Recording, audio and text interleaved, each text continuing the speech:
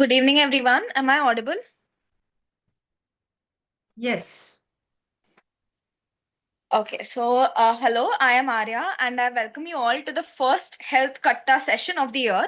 It has been organized under the awareness wing of JPF iBRETA. So, iBRETA is an initiative taken by Jnana Prabodhini Foundation for biosciences research, education, training, and awareness.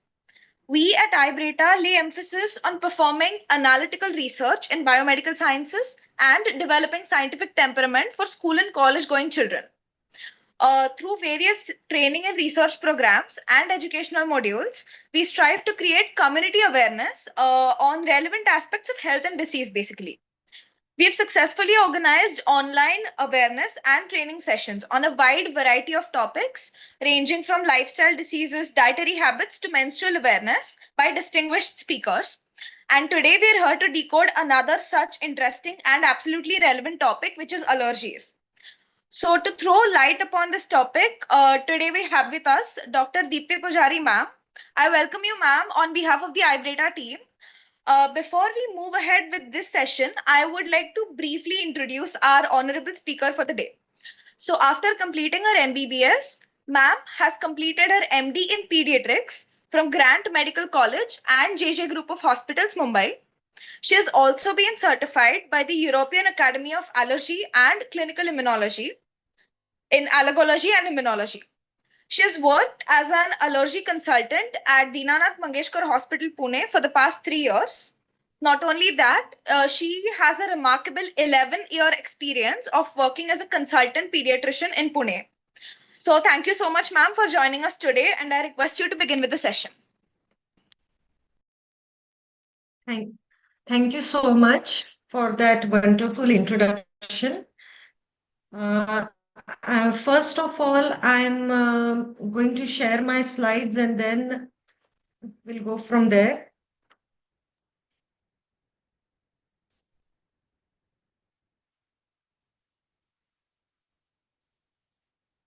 Is it full screen? Yes, Can you it's see full my full screen. screen? Yes, Yes, thank ma'am. you.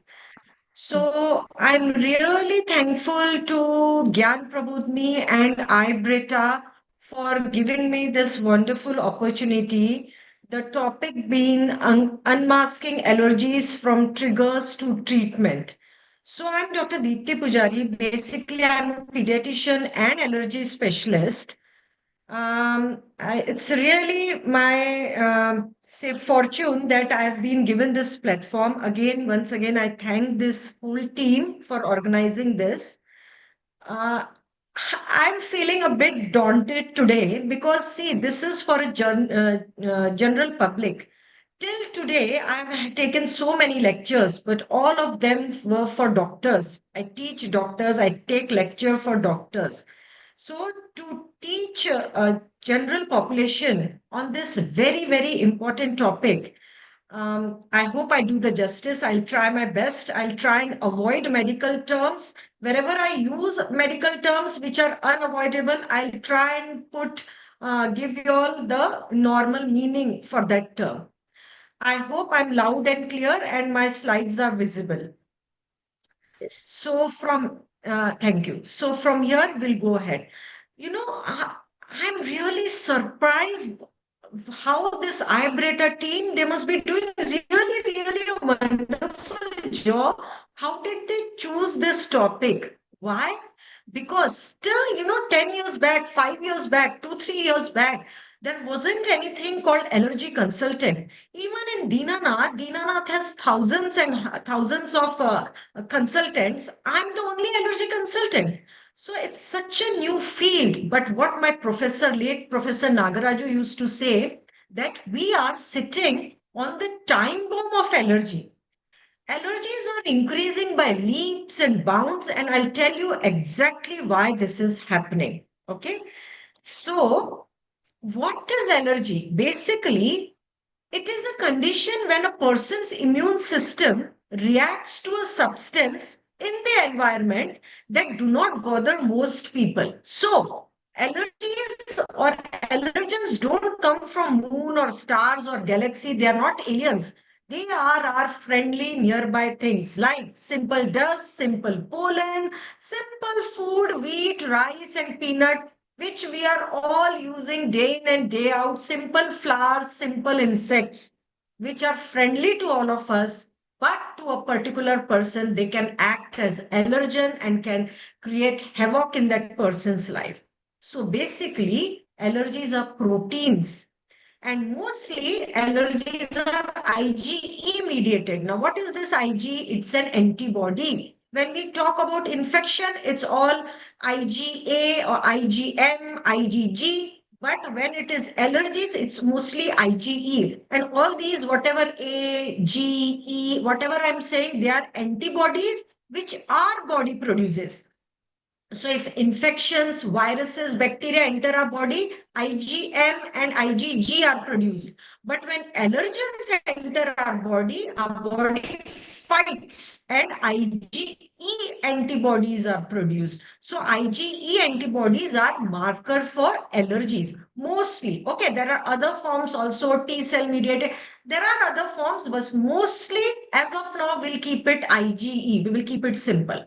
Now, there is a big genetics behind allergies. So, familial predisposition definitely plays a big role. Okay, so mostly Aji, Azuba, Dadi, Dada, Kaka, Mama, Atya, Maushi, somewhere somebody has some allergies and it passes on. It need not be father or mother. It, passes on.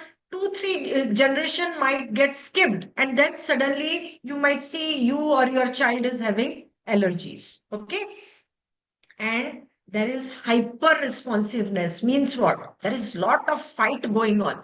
So I'll give you one interesting fact just now in my first slide. Most of the patients come to me, madam, my child has allergies, त्याची प्रतिकार शक्ती वाढवा, please increase his immunity. Friends, let me make things very clear.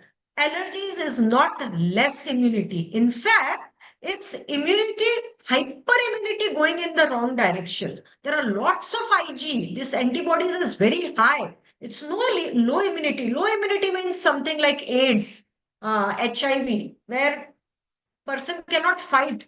Here, a person is fighting unnecessarily too much to simple, normal wheat and peanut and pollens, which all of us are tolerating. So, allergies are hyperimmunity in a maybe wrong direction. So, it is nothing with low immunity. I hope I have made it very clear. And depending upon which target organs are involved, we get those symptoms. I'll explain you. So, when I was going to these iBRETA people's slides, I found that very scientific. So that's why I've put this slide. Otherwise, I would have skipped this slide for general population. But let me give you a quick, overview what this slide is. My son has made it. He's in IIT now. So the allergens on the left side, the three brown rods that you see there, I have taken them as allergens. Any allergens, it could be pollen, dust, cat dander, dog dander, peanut, wheat, fish, chicken, anything. Once they enter the body, they are taken up by some particular cells. They are called dendritic cells. They present it to naive T cell. They are new T cells. Our body doesn't know them.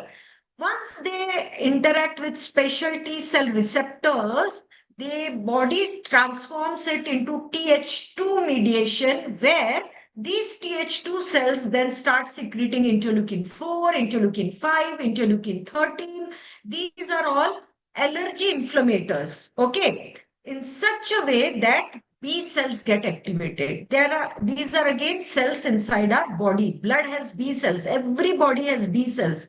But the person who's allergy prone, in them, when the allergens enter, these B cells, they start producing IgE. All the bodies, every person's body has a normal value of IgE. We cannot live without IgE. We all sneeze, we all itch. When a mosquito bites, we all itch because our body has IgE.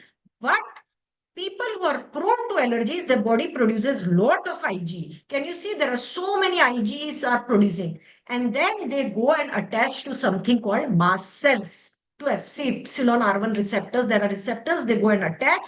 Till here, it is called sensitization phase. A person doesn't produce any allergies. But when there is re-exposure of the same allergen, can you see I've made the arrow down and there is re-exposure. Again, these brown rod-like structures are coming. They go and sit on these IgE and there is cross-linking between the neighboring IgE. Once this happen on re-exposure of the same allergen, the mast cells burst.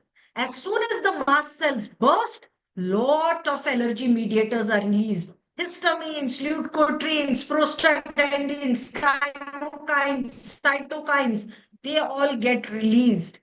And depending on where these inflammatory markers act, we get allergy symptoms.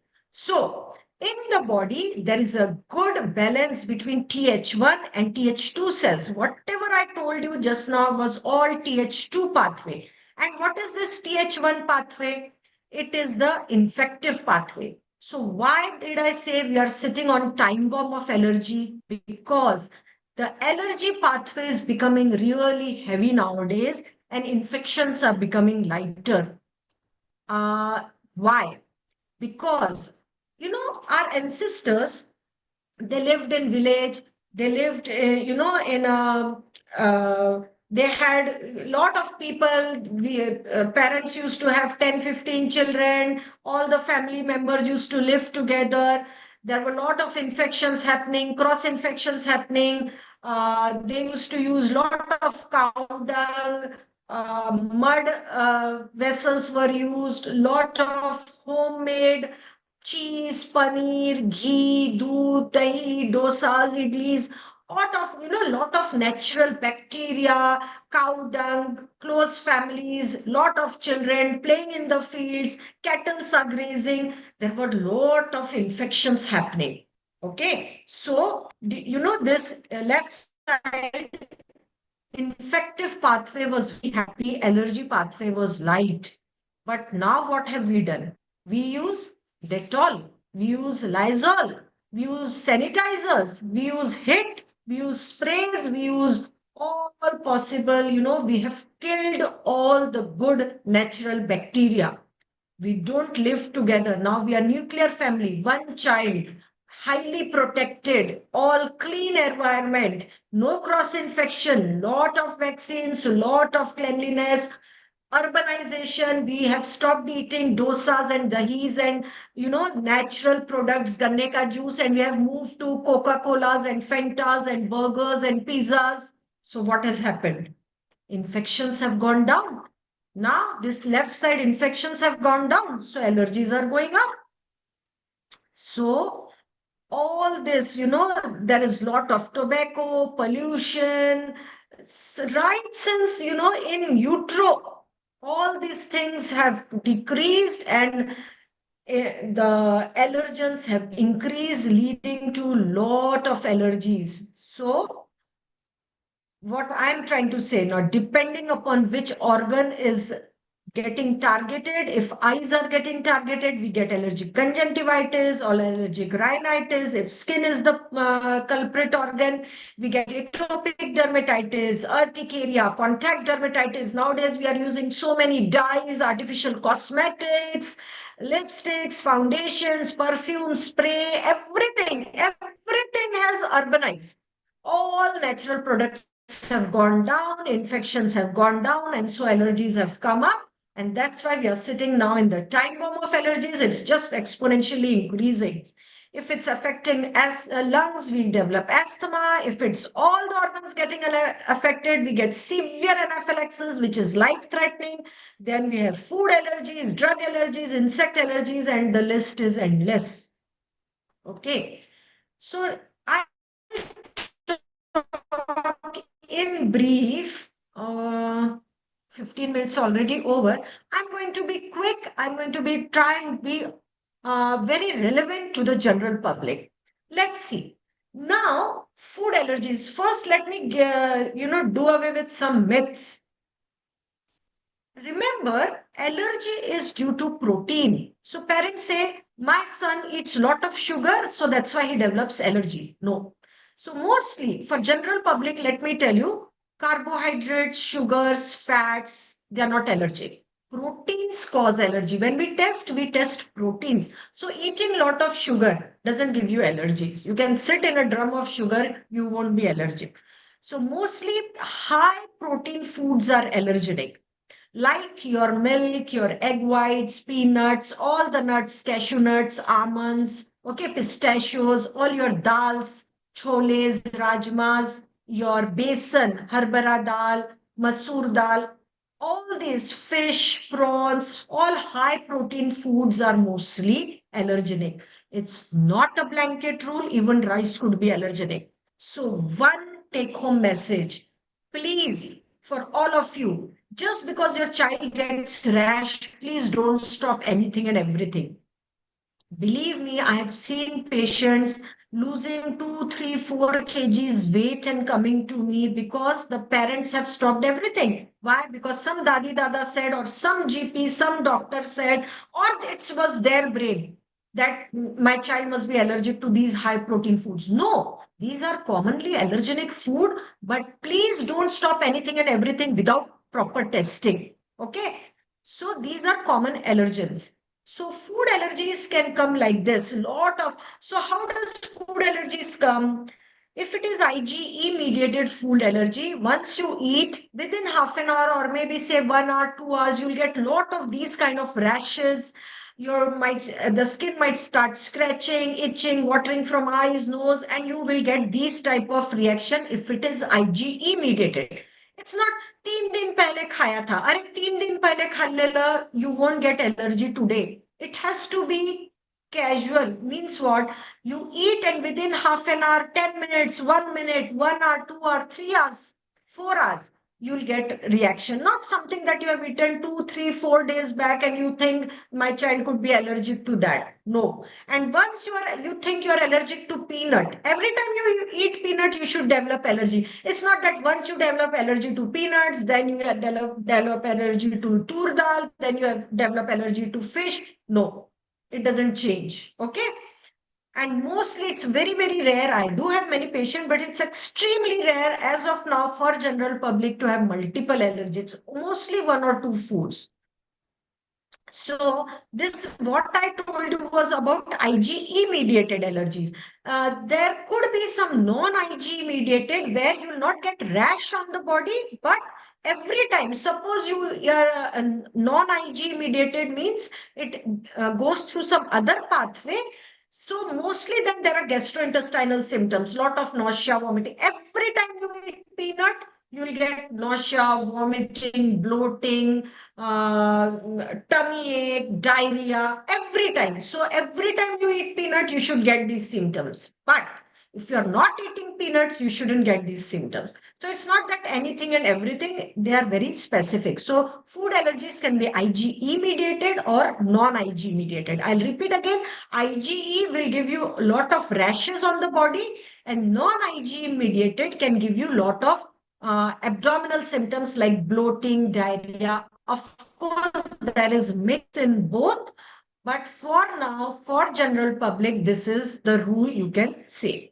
Now, there is a third variety called pseudo-allergy. Now, what are these pseudo-allergens? These are all your artificial colors, preservatives, anything that is packaged. Okay, anything that you open from a packet or a jar or a tin or a polythene that has to have your preservatives. Simple, your tablets, your anti-allergic tablets also, they are not without colors, sweeteners, preservatives. They are pseudo-allergens and they can give you very bad rash, but there is no test for it. That's why they are called pseudo-allergens. Remember in the beginning slide, I said proteins are allergens that we can test. These pseudo-allergens are not proteins, so we cannot test them. And what are they? Brilliant blue, indigo, teen, fast green, all these starters in sunset yellow, annatto, all colors that you see. You eat beautiful cake and child develops severe rash all over the body. You think, oh, he's allergic to egg in the cake or maida in the cake or yeast in the cake. No, he could be allergic to red colored flour that he ate from the cake or the yellow color flour or the green leaves that he ate from the cake. Colors are big culprits. And then there are preservatives, gelling agent, thickening agent, you name it. Emulsifiers, flavor enhancers, separating agent, coating agent, artificial sweeteners, big allergens. All your foaming agents, aromatics, moisturizers, so many, all these colorful, good food that you are seeing could be highly allergenic to a person who is allergic, not to everyone and anyone. Okay. I have given an example here, a simple white bread which we eat every day. When you eat bread and you develop allergy, you feel you're allergic to maida or yeast. Hang on. Look how many artificial colors and flavors are there. INS 170, 1100, 1104, 481, 472, 300, E260, you name it. One simple bread has 8 pseudoallergens, which we cannot test because they are not proteins. Okay. A simple multigrain chips packet has 9 INS 270, 330, 631, 551. So many. Can you see this? Same way. So beware. You have to remember about pseudo allergies also. Every time, like for example, if you're eating this chips or this wheat, you are eating wheat, you are not allergic, but you are eating bread and you develop, these are due to pseudo allergens. Okay. And now coming to this interesting topic called cross reactivity. I'll just give you a quick example. This is a huge topic in itself. It can go on for 3 hours, 4 hours. A quick one example I'm giving, someone who's allergic to latex. And what is latex? Anything that is made up of rubber, like your gloves or your tubings. If a person is allergic to latex, some foods cross react with it, like your kiwis, bananas, peach, chestnut, avocado, bell peppers, potatoes, tomatoes, figs. So you might think you are allergic to potato, but in fact, you are allergic to latex that you are using, maybe the balloons or the gloves or the tubings which you are using a lot. So you would want, a doctor might want to test you for latex rather than these foods. Okay. So there is a lot of cross reactivity between grass pollens and foods, between house dust mites and crustaceans. So cross reactivity is just a concept that I'm introducing you to. Okay. So now with that food allergy part over, let's come to aeroallergens. Now, aeroallergen is causing havoc. Literally, parents and kids come to me crying, saying that we want to die. Either you treat our allergic rhinitis or runny nose or our sinusitis, or later we want to die. It is becoming that bad. And why? Because our air quality is just deteriorating by the day. Okay, the pollen count is increasing to unlimited levels.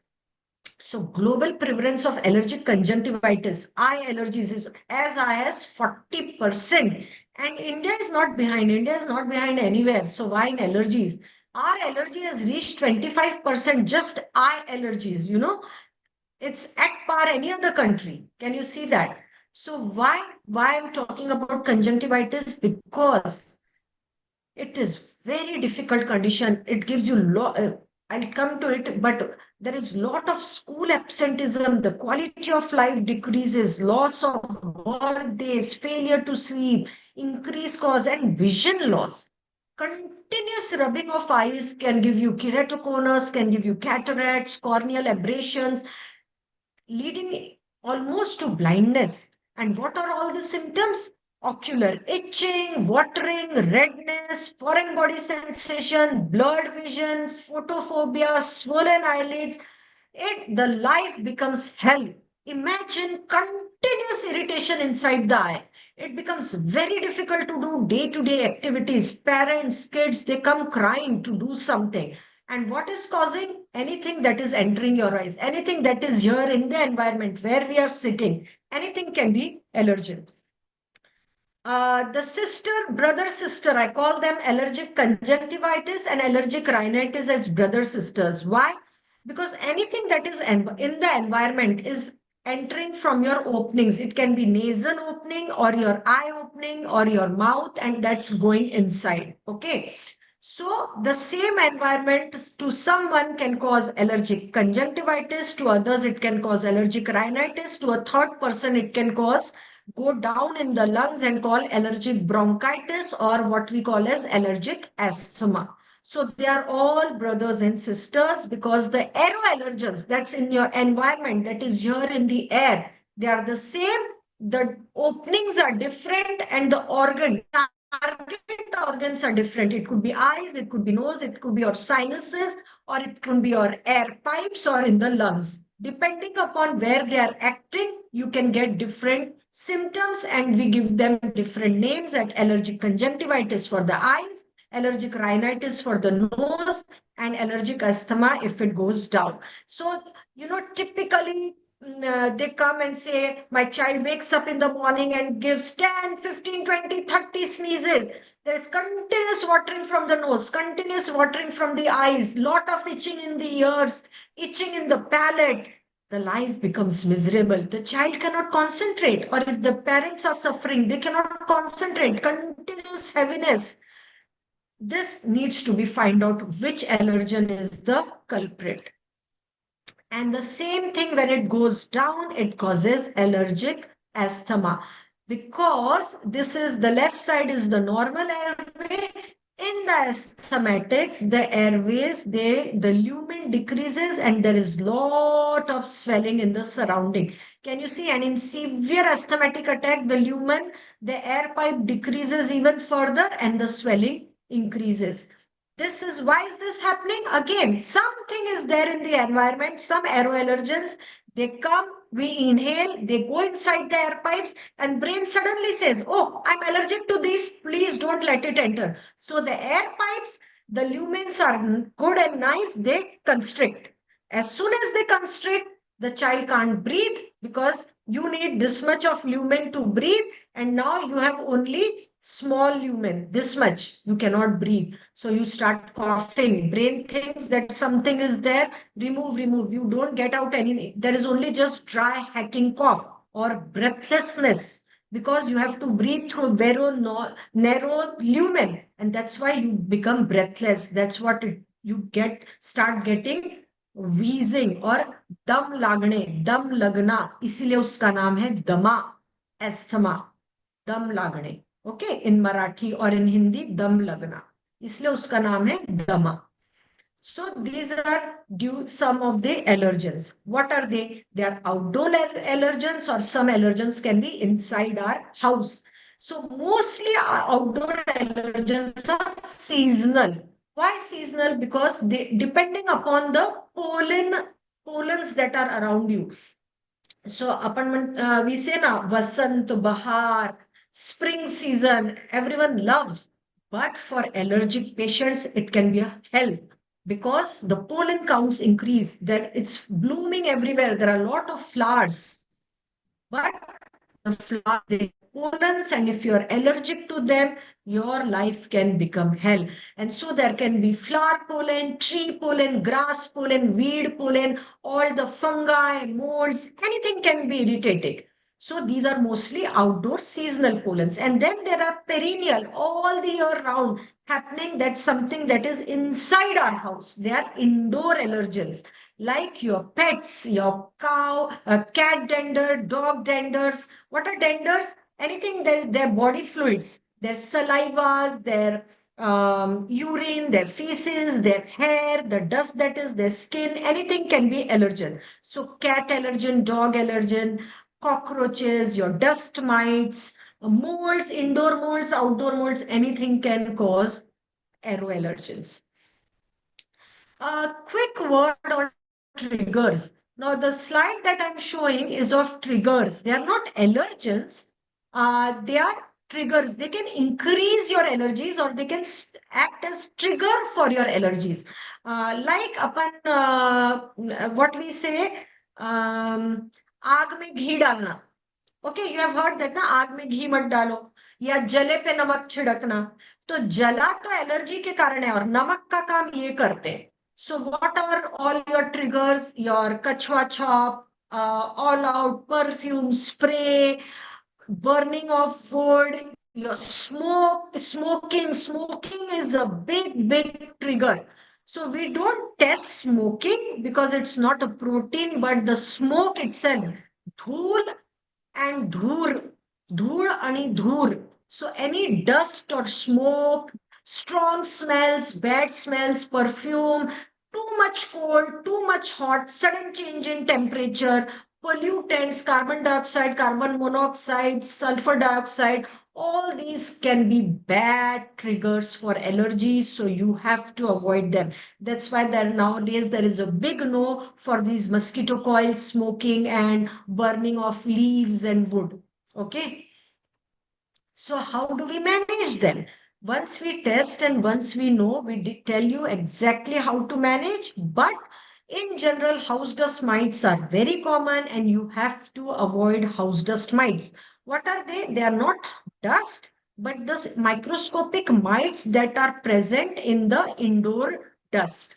So rather, it is present in all your upholstery, your curtains, your mattresses, pillows, carpets, cushions, loads, your sofas, nice galichas. All these have lot of accumulated dust. So wherever there is accumulated dust, these mites develop. Okay, and they eat our dead skin. So rather than having upholstery, you can choose a lot of plastic, wood, or leather, resin. They can be easily washed and cleaned and wet mopped. So we tell you the patients avoid dry dusting, avoid brooming, use vacuum, use wet mopping. Don't blow the dust inside the house. Okay. Um, so this and sunlight kills the house dust mite. So you should always have good cross ventilation. You should have good sunlight coming inside your rooms. You should avoid dry dusting. You should, avoid keeping too much of things in your. Declutter your rooms. I always tell my patient, declutter your rooms. Keep the room with minimal of household items. Keep them dust free. Let there be good cross ventilation, good sunlight. All these things, they decrease the allergen counts inside the room.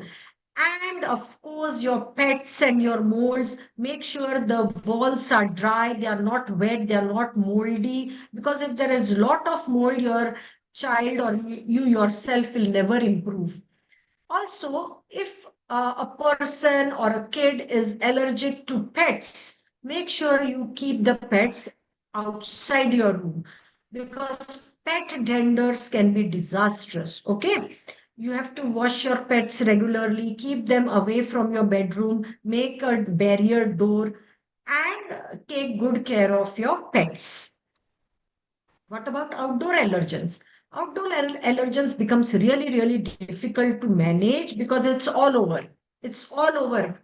You have to breathe in air. So if you breathe in air, you'll breathe in your allergens.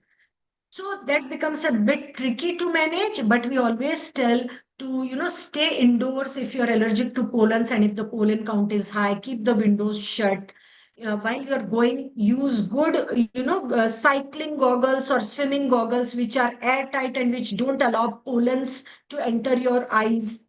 They are called wraparound tight glasses. Uh, Keep your clothes indoor, dry them indoors if you are allergic to outdoor pollens. Don't put your clothes for drying outside. Avoid grassy fields, avoid going in the jungles, avoid jungle safaris, avoid playing in the parks if you're allergic to grass pollens, tree pollens. It is tailor made. We give advice depending upon what the patient is allergic to. So this is again a very important allergies which we are seeing. These are skin allergies known as urticarias. Very, very common, especially in adult females. Now even kids, 6 month kids also have this. Uh, I'm just putting this one slide because this is a very common form of allergies. And problem is most of the time this type of allergies, they don't require many tests. But I see patients coming with 100 tests already done, which are all irrelevant most of the time. And they stop almost eating everything, thinking that they are allergic to any food they are eating. The problem is they are not allergic to any of the foods. When chronic urticarias, these rashes go on for many days, it's not due to food allergies, but there are some n number of other causes. Food is the last of them, least of them. Very, very rare food. So again, take home message, don't stop eating everything and anything under the sky. If you develop these type of rashes, you please contact your allergy consultant. Mostly it is nothing to do with food, and try and avoid unnecessary tests, because sometimes you end up wasting a lot of your money. Okay, so these are called urticarias that can happen due to foods, drugs, insect bites, abnormalities in the bloods, even neoplasms, cancers, anything and everything can give this type of rash. So just don't stop eating any food if you find this rash. Okay. Then something which I see very, very commonly nowadays, contact dermatitis. Why? Because we are using a lot of, uh, you know, hi-fi moisturizers, lotions, creams, and facial scrubs, and God knows what. So we get lot of contact allergies. Okay, all our foundations and all. So many ingredients are there. You could be allergic to any of them. Huh? So this 14-month-old child came. The grandmother had given these anklets, and he developed this typical rash around his ankle. This was due to nickel allergy. So many times females come, husbands bring the females. Madam देखो ये तो बोलती है ये चलती नहीं jewellery ये नहीं इससे ये गहने से. They think that the wife is just creating a big fuss. No, the wife could be allergic to nickel. Nickel is a big culprit in artificial jewelry. So all the husbands listening to my lecture, please give your wife pure gold jewelry if they are allergic to nickel. So nickel is culprit in many, many of the artificial jewelries, buttons, buckles, even the belt buckles, the wrist wraps, wrist watches, so many things have nickel. And I commonly see this nickel contact dermatitis, so you have to avoid that. Again, once you are allergic, you have to avoid, and avoid. Huh? So this patient typically came, my husband has brought this cream from Dubai. It's very natural. It's, natural pineapple and papaya. No natural. This face scrub could be good. But can you see so many ingredients are there? Some 50 ingredients are there. You could be allergic to any of them. So once you apply it, immediately you start getting rash. Nowadays, so many are using hair color, hair dyes, and it can give bad rash. Makeup materials can give the scrubs, the exfoliators. So this child developed typical allergy to these shoes. Um, uh, I hope I'm audible and visible. Okay, so these shoes were the culprit, and this was epoxy resin, the material in the rubber that was causing the allergies. So this is contact dermatitis to epoxy resin in the shoes, that was the culprit. So then when we have seen so many allergies, how do we diagnose them? This is the tricky part. So the most important thing which you should tell your doctor is history, history, and history. What you tell, depending upon that, we do the test. We cannot do, there are hundreds and millions and thousands of tests under the sky. The test we do depends on what you tell us. So what was the onset, duration, progression, how long, how frequent, which time of the day, inside, outside, which organ is involved. Everything leads to what tests we do. Okay. And we tell you all sometimes to maintain a symptom diary, to tell your, we ask you all to write every time, which substance did you eat? There's no point telling, I ate sambar. Arey, sambar was made of masoor dal, tur dal, moong dal. Were there tomatoes? Were there tamarinds? Were there drumstick in it? Were there capsicum, okra? What was inside? The ingredients matter a lot. Okay. So we sometimes tell our patients to maintain a symptom diary. Then there are some in vivo tests that we do on the patient's skin, and there are some in vitro tests that we do outside in the lab. Okay, we have some 10 more minutes. So these are some of the tests like skin prick test, which we do for most of the aeroallergens, food allergens, then intradermal test, patch test. So this is your skin prick test. I have put so many allergens. Mostly I don't put more than 15 to 20 allergens. That's why we need history. History helps us. There's no point. Any technician can do. If someone is putting 200 allergens, that's wrong. We take proper history and some 15 to 20 allergens. This is the maximum that I put, and we come to know the whatever see, you are seeing the big swellings are the positive results. You have to wait for 15 minutes in the clinic, and in front of you, you can see what you are allergic to. This is the skin prick test, which we mostly do for your allergic conjunctivitis, allergic rhinitis, allergic asthma, food allergies. All these are detected by this skin prick test. Sometimes we use fresh food. We prick the food and then we prick you to make sure you are 100% allergic to that food or not. That's called prick to prick test. Then we do intradermal test. It's mostly done for venom allergies and drug allergies. It's a bit time consuming and it's a bit technical. Not everyone does it. So this is mostly done to detect drug allergies. Okay, you have to inject the drug inside the skin with serial dilutions. Then this is patch test that we do for contact dermatitis to all the hair dyes, cosmetics, lipsticks, rubbers, resins, perfumes, colors, a lot of scents. All these are detected by this patch test because here, as I said, mostly allergies are IgE mediated, but this contact dermatitis is T cell mediated. So we need to do this patch test. Okay. And then there is some very interesting concept coming nowadays called component resolved diagnosis. This is at molecular level. Means what? I've shown you a peanut here. So in skin prick test, we take the whole peanut and we do the skin prick test on the skin, or we can do in the lab as well. We measure IgE. But in component resolved diagnosis, we do it at a molecular level. The peanut itself can be broken into so many components. ERA H1, ERA H2, ERA H3, ERA H6, ERA H9, ERA H8. What is ERA H? Arachis hypogaea. It's the botanical name for peanut. So it can be broken, and we are trained in such a way that if a person is positive to RH2, it has a different meaning as against person who is allergic to RH8. So this is an extremely specific test and gives us lot of meaning. We can then tell you whether you can eat boiled peanuts or you can eat roasted peanuts, or if you are allergic to this peanut, will you cross react to cashew nuts or almonds or walnuts? Should you eat peanuts aram se, or you should stay 1 kilometer away from peanuts?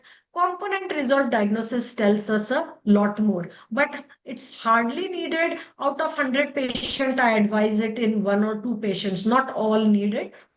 Definitely need this molecular diagnosis. So these are all the tests, your spirometry, your breathometer, skin prick test, patch test, all these we routinely do in our clinics. So then coming to the treatment, the $1 billion question, can we treat allergies? So remember friends, once an allergic, you have to be avoiding that allergen lifelong. Once an allergy develops, mostly it's lifelong. So avoidance, avoidance, and avoidance is the best treatment for allergies. Okay. Yes, you have to avoid, and then we give supportive pharmacotherapy. We give you some medicines, some drugs, some syrups, some tablets for your treatment. And then we give you allergen specific immunotherapy, which is the ultimate treatment, ultimate cure for the allergies. But mind you, in our country, immunotherapy is mostly for aeroallergens. What are aeroallergens? That causes allergic conjunctivitis, rhinitis, allergic asthma. Immunotherapy is mostly for aeroallergens. For food allergens, we hardly do immunotherapy. 1 in 10,000. Only when it's life-threatening food allergies, then we give oral immunotherapy. It's extremely rare. If you know you are allergic to some foods, you have to avoid. So for food allergies, the take home message I'll give is just avoid that particular food. Food immunotherapy, that is oral immunotherapy, is extremely rare. We only give it for the condition which are unavoidable and which are life threatening. Okay, so can we prevent allergies? Yes, we can. There is something called primary prevention. which we start even when the child is not born. Then there is secondary prevention before the disease is developed, and then the tertiary prevention, or then it becomes the tertiary treatment. We have to treat it. So, what is primary prevention? What we can do to the mother? Okay, maternal diet, lot of fruits, vegetables, vitamins, minerals, all these probiotics, high fiber food, good sunlight to the mother, good friendly pure environment, decreasing lot of pollutants, decreasing artificial colors, flavors in her diet. All these things, you remember going to our ancestral life, going to the village life. That is the ideal life to prevent allergies. Okay, so we are trying to increase TH1 and decrease TH2. That is the allergic pathway. Once the in utero environment is good, all your asthma, rhinitis, dermatitis, food allergies decrease in the offspring. And once the child is born, what can we do to decrease allergies in the newborn child?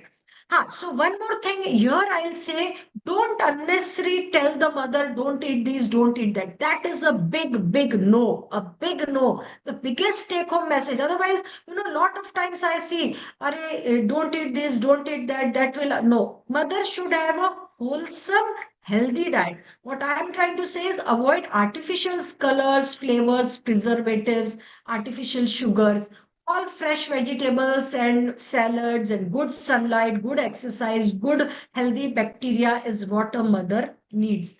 Now, when the child is born, yes, what can be good bacteria needs to increase in the child? Again, so that the infective TH1 side goes high, good bacteria should increase. How can we increase good bacteria in the newborn? Vaginal delivery. When the newborn passes through the vaginal canal, the newborn is exposed to lot of mother's vaginal flora. So automatically that increases the child's microbiota and decreases the allergic uh, pathway and increases the infective pathway in a good way. So also kangaroo care, skin to skin care, which is the big, big, good tip that I would give all the mothers should do. The newborn baby should have skin to skin contact with the mother, so that again maternal skin, mother's skin microbiota are transferred to the child. Exclusively breastfeeding till 6 months. That is the key to prevent allergies. Nowadays, we are adopting Western lifestyle. We give bottle feeding, we give artificial formula feeding to the babies. It's a big, big no. Breastfeeding is the single most important factor that can decrease allergies. Why? Because human milk is full of good bacteria. Again, what I'm trying to say is good bacteria that really brings down allergies, and we are getting naturally. We don't want artificial bacteria. We are getting it naturally in vaginal delivery, kangaroo care, exclusively breastfeeding. Do all these, and the allergies will decrease in the newborn babies. But if once the allergies have developed, then the only cure is allergen specific immunotherapy. What is it? It is the administration of gradually increasing doses of the allergens to which the patient is allergic. Like if the patient is allergic to a pollen, we give gradually increasing doses of those pollens to which the patient is allergic to. And then we reach to such a dose that effectively ameliorates the symptoms when the patient is re-exposed to the same allergen. So basically, it is vaccine for allergies. We take typhoid vaccine, we take corona vaccine, we take tetanus vaccine. That's a shot. We take flu shot. Here, we give drops or tablets underneath the tongue, or sometimes we give injections. But once immunotherapy is started, it has to be taken for at least 3 to 5 years. It is the only cure and the only treatment for allergies. But mind you, a take home message, it is not available for anything and everything. Mostly we do it for aeroallergens. Okay. So this is how we do it. Either we put drops under the tongue or tablets under the tongue, or we can give allergy shots. So my take-home messages, I hope I'm on time. Yes, 50 minutes are over. So my take-home messages, allergies are on the rise due to lifestyle changes. We have adopted Western lifestyle. A big message to everyone who's listening to me: go back to your roots. Go back to our ancestors were really, really clever. They knew what was right. We didn't have allergies few years back. We have adopted Western lifestyle in a wrong way, and now we are seeing so many allergies. Proper history can help us find which allergen is culprit. Every time tests are not required, history is enough in almost 80% of the patients. Only in 20% we need tests. Again, any test and every test is not useful. Mostly we do skin prick test or patch test or intradermal test to detect allergies. Best treatment for allergy is strict avoidance of the offending allergen. Immunotherapy is the best treatment where avoidance is not possible. Vaginal delivery and kangaroo care, that is skin to skin care with between mother and the baby, the newborn, are the best where possible. Exclusively breastfeeding for 4 to 6 months is the key to prevent allergies. So yes, allergies are on the rise, but they can be easily prevented and managed, and they can be almost cured with allergen immunotherapy. Thank you so much. Thank you so much, ma'am. Am I audible? Yes. Yes. Thank you so much, ma'am, for that wonderful talk. I'm Ishani, and we all, I hope we all enjoyed the talk, and we got a lot of information for the general public Thank as you, well Ishani. as I for the hope it science was and useful. I medicine don't enthusiasts. know how much justice I did. I hope it was useful and I was able to No, it explain to you was all what I wanted to convey. really insightful, and in very layman terms, you explained such a complex topic. So thanks a lot. So now let's Thank move you. on to the Thank you. most interesting part of the session. So we have listed down few questions for you, ma'am. So with your permission, we can start with few questions. Sure. So the first question is based on the onset of allergy. So we were curious how late in a life one can develop allergy, and can it be treated permanently?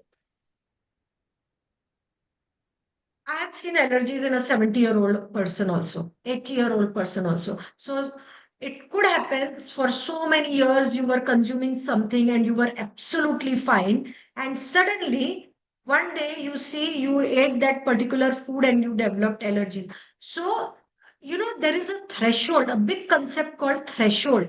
So suppose this was the threshold. So there was some house dust mite here, some pollens here, wheat here, grass here, peanuts here, and suddenly you cross that threshold and your allergies will start appearing.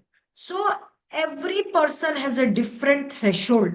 Those who are very allergic, their threshold is very low.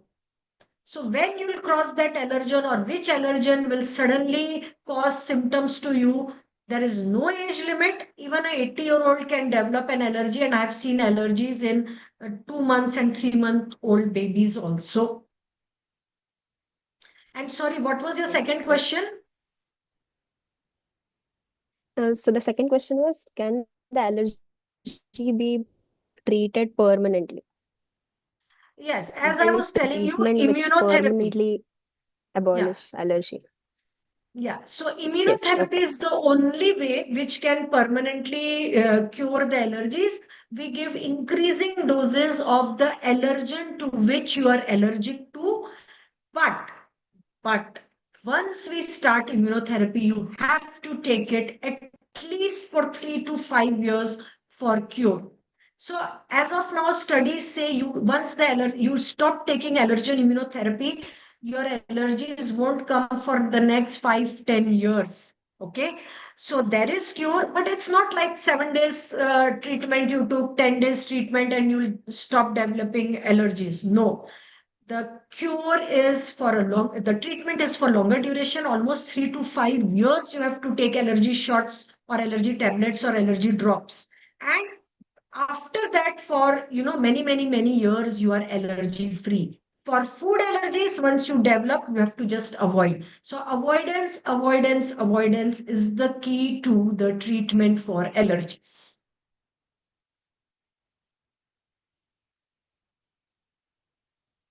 Yes, thank you so much. So the next question is about, are allergies communicable? So since there might be a misconception because the symptoms for infectious diseases and allergies are pretty much the Okay. same. So are allergies communicable? Can we pass on allergies? Very important question, Ishani. Very good question. So, allergies are not communicable. They are non-communicable diseases. You cannot develop allergy from one person to another.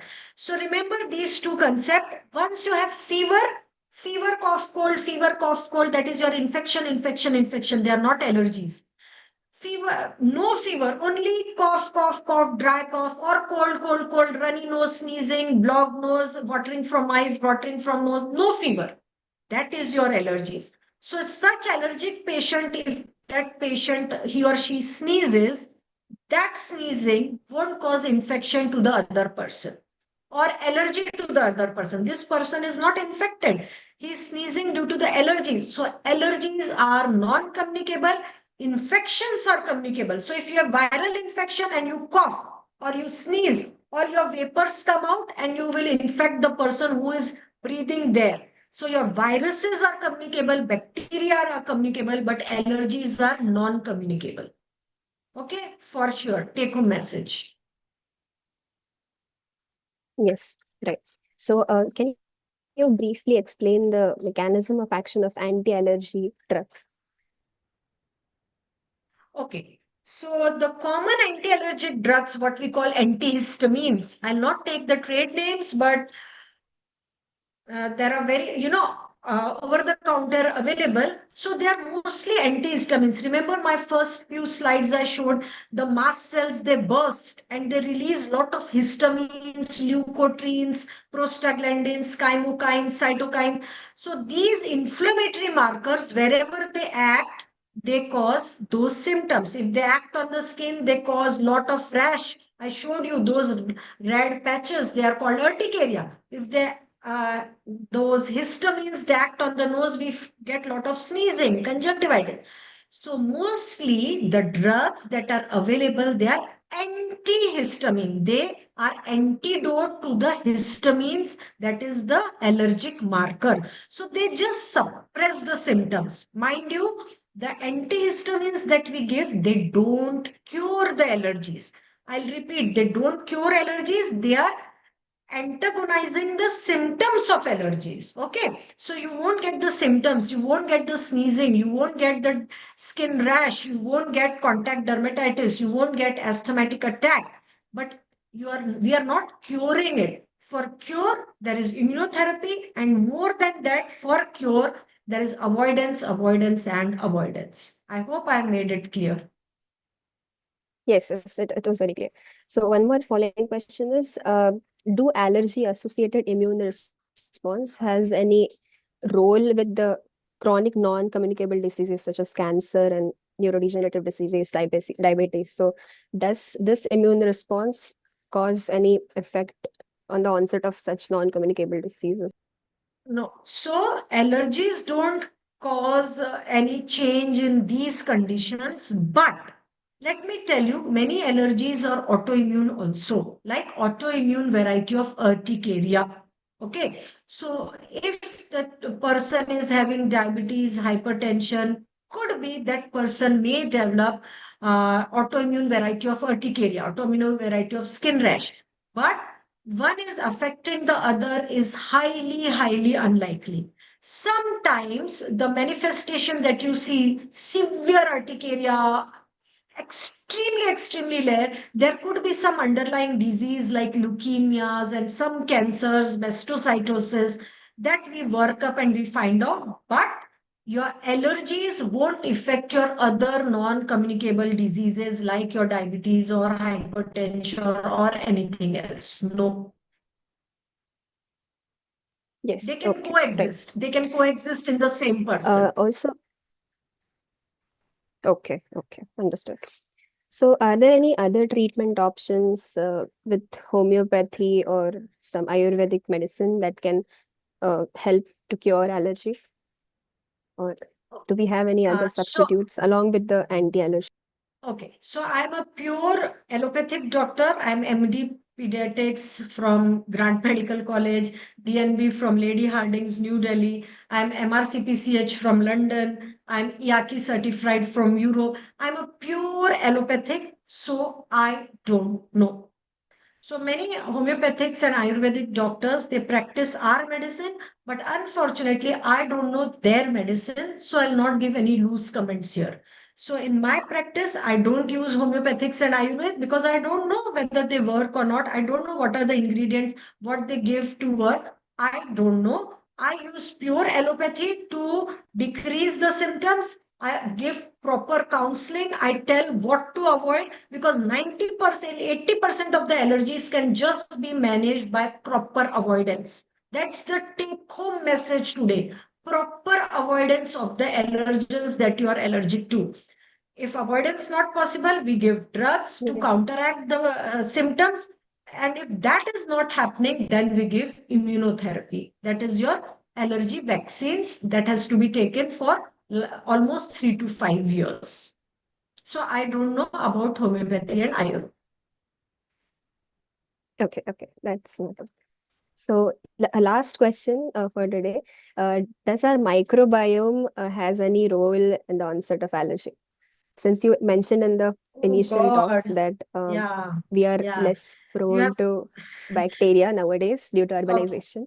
So, that was a So quick yeah, now question. you have put me in real trouble because this is a big field coming up. You know, microbiota. So many products are there in the market.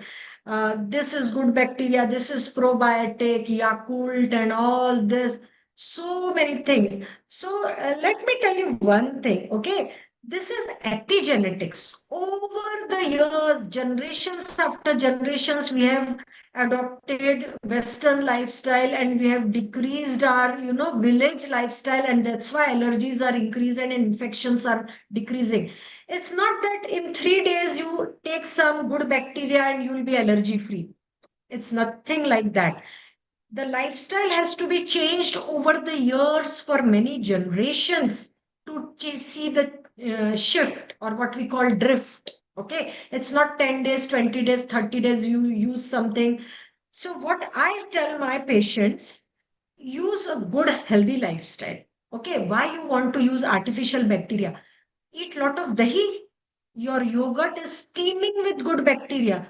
You drink lot of chach, buttermilk, yogurt, dosas, idlis. They are fermented. They have good bacteria. Ghee, घर में बनाया हुआ ghee, it's good. Your fresh milk, your fresh yogurts, fresh cheese.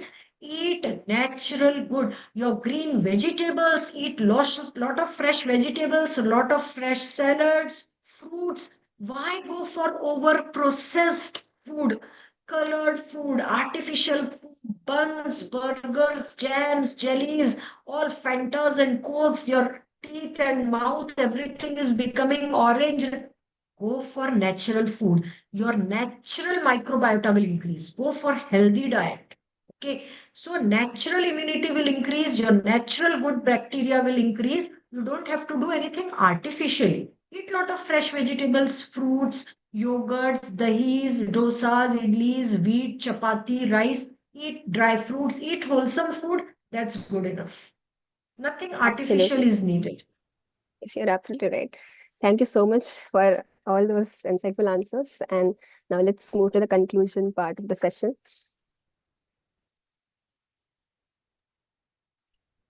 Um, Ma'am, it was an absolutely insightful session, I must say, because for a non-medico person to listen to the to understand a topic as complicated as an allergy, starting right from what is an allergy, how does it manifest, what all are the early symptoms for you to go to a doctor, get your allergy diagnosed, and very importantly, why diagnosing your allergy in the right time is such an important thing and why you should not be ignoring the symptoms. So all of this spectrum, ma'am, I think all of us are very happy and very completely satisfied. The session was very knowledgeable for us. All of us learned a lot of new things, and we really look forward to have more such sessions. I would like to thank you, ma'am, for your valuable time, and I would also like to thank Jnan Prabodhini Foundation uh, for having given all the support to make this session a success. Thank you so much. Thank you so much. Thank you for giving me this opportunity. I'm really grateful. Thank you.